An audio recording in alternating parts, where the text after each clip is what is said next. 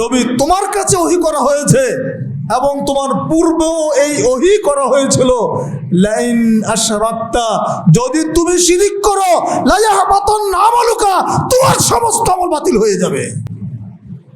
নবীর আমল যদি বাতিল হয়ে যায়, যারা মণ্ডপ পাহারা দেয়, মণ্ডপে গিয়া বেদ পুরাণ গায়, যেই দলের হোক না কেন, আমাদের প্রশ্ন সেটা নয় সেখানে 2 হাত জোর করে কর্নিশ করতে হবে।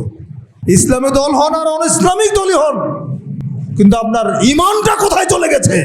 ইমানের প্রশ্নে আপনি কোথায় নেমেছেন? কাল কিয়ামতের দিন কি জবাব দিবেন আল্লাহর কাছে? একটু কি মাথার মধ্যে ঢুকেছে? একটা কথা বলতে পেরেছেন যে মূর্তি পূজা করা শিরিক?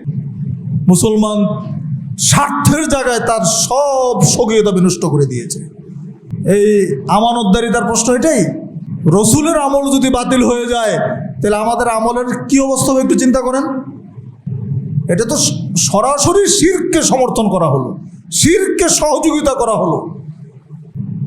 দেশে প্রশাসন আছে, সরকার আছেন, সরকারি নেতৃবৃন্দ আছেন, গোয়েন্দা সংস্থা আছে, তাদের নিরাপত্তার প্রশ্নে সরকার পাহারা দিবে, কিন্তু আমি ইমান নিয়ে আমি কেন সেখানে পাহারা দিতে যাব? উদ্দেশ্য একটাই, ভোট যেন বেশি হয়।